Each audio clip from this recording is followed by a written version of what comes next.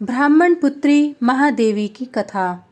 वैताल ने कहा, राजन, उज्जैनी नाम की नगरी में चंद्रवंश में उत्पन्न महाबल नाम से विख्यात अत्यंत बुद्धिमान तथा वेदादि शास्त्रों का ज्ञाता एक राजा निवास करता था।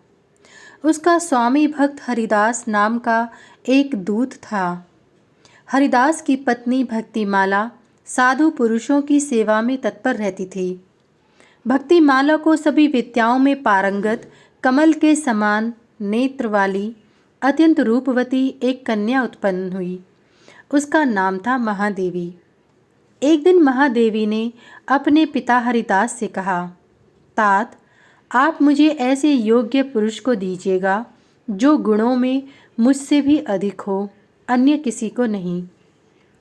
अपनी पुत्री की बात सुनकर हरिदास बड़ा प्रसन्न हुआ और ऐसा ही होगा कहकर हरिदास राजसभा में आया और उसने राजा का अभिवादन किया।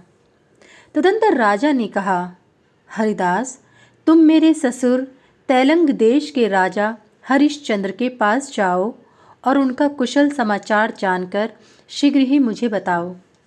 हरिदास आज्ञा पाकर राजा हरिश्चंद्र के पास गया और उसने उन्हें अपने स्वामी महाबल का कुशल समाचार बतलाया। सारा कुशल समाचार जानकर राजा हरिश्चंद्र अत्यंत प्रसन्न हुआ और उसने हरिदास से पूछा, प्रभो, आप विद्वान हैं, मुझे यह बताएं कि कली का आगमन हो गया है, यह कैसे मालूम होगा। हरिदास ने कहा, राजन, जब वेदों की मर्यादाएं नष्ट हो जाएं और वेदोक्त धर्म विपरीत दिखलाई देने लगे, तब कली का आगमन समझना चाहिए।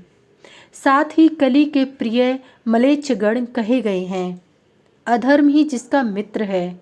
ऐसे कली के द्वारा सभी देवताओं को अपमानित किया गया हो, तब कली का आगमन समझना चाहिए। राजन, पाप की स्त्री का नाम है मृषा, असत्य। उसका पुत्र दुख कहा गया है। दुख की स्त्री है दुर्गति, जो कलयुग में घर घर में व्याप्त रहेगी। सभी राजा क्रोध के वशीभूत हो जाएंगे तथा सभी ब्राह्मण काम के दास हो जाएंगे। धनिक वर्ग लोभ के वशीभूत हो जाएगा तथा शूद्रजन महत्व को प्राप्त करेंगे। स्त्रियां लज्जा से रहित होंगी और सेवक स्वामी के ही प्राण हरण करने वाले होंगे। पृथ्वी निष्फल सत्व शून्य हो जाएगी। ऐसी स्थिति में समझना चाहिए कि कली का आगमन हो गया है। किंतु कलयुग में जो मनुष्य भगवान श्री हरि की शरण में जाएंगे, वे ही आनंद से रह पाएंगे, अन्य कोई नहीं।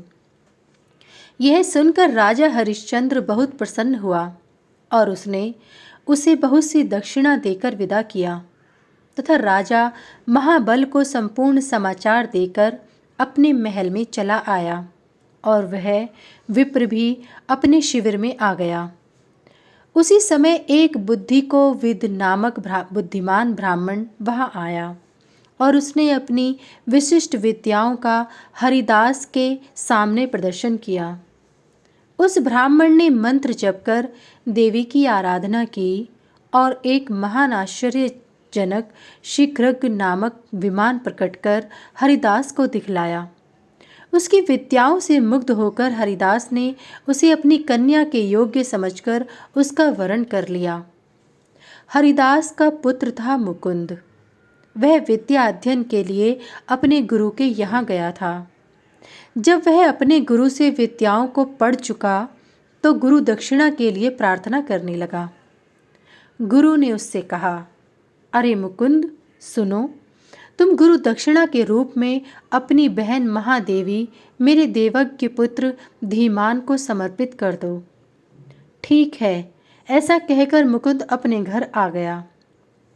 इधर हरिदास की पत्नी भक्तिमाला ने द्रोणी शिष्य वामन नामक एक विप्र का, जो शब्दभेदी बाण चलाने में कुशल एवं शस्त्र विद्या का ज्ञाता था, उसकी विद्या से प्रभावित होकर अपनी कन्या के लिए दक्षिणा तांबूल आदि के द्वारा पूजित कर उसका वरण कर लिया।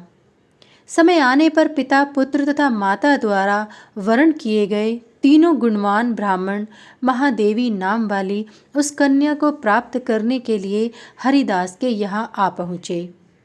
इसी बीच एक राक्षस अपनी माया से उस कन्या महादेवी का हरण कर विंध्य पर्वत पर चला गया। यह समाचार जानकर ये तीनों कन्यार्थी दुखी होकर रोने लगे। जब उनमें से गुरुपुत्र धीमान नामक देवज्ञ विद्वान ब्राह्मण से कन्या का पता पूछा गया तो उसने बतलाया कि वह कन्या विंध्य पर्वत पर राक्षस द्वारा हरण कर ले जाई गई है। तदंतर उस कन्या की प्राप्ति के लिए द्वितीय बुद्धि कोविद नाम ब्राह्मण ने अपने द्वारा बनाए गए आकाशचारी विमान पर उन दोनों विप्रों को बैठाकर विंध्य पर्वत पर पहुंचाया। तब शब्द भेदी बाणों को चलाने में निपुण वामन नामक तीसरे ब्राह्मण ने धनुष पर बाण का संधान किया और बाण से उस राक्षस को मार डाला।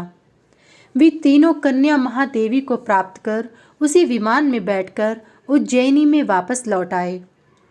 वहां पहुंचकर तीनों ब्राह्मण अपने अपने कार्य का महत्व बताते हुए कन्या के वास्तविक अधिकारी होने के लिए परस्पर में विवाद करने लगे।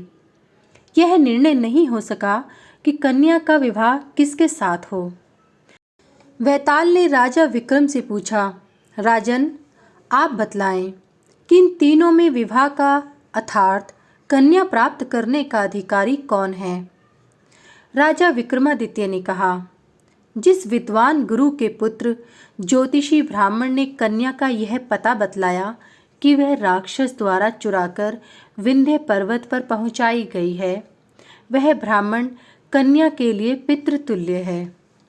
और जिस दूसरे ब्राह्मण बुद्धि कोविद ने अपने मंत्र बल द्वारा उत्पन्न विमान से महादेवी नाम की कन्या को यहाँ पहुँचाया है, वह भाई के समान है। किंतु जिस वामन नामक ब्राह्मण युवक ने शब्द वेदी बाणों से राक्षस के साथ युद्ध कर उसे मार गिराया, वही वीर ब्राह्मण इस कन्या को प्राप्त करने का योग्य अधिकारी है।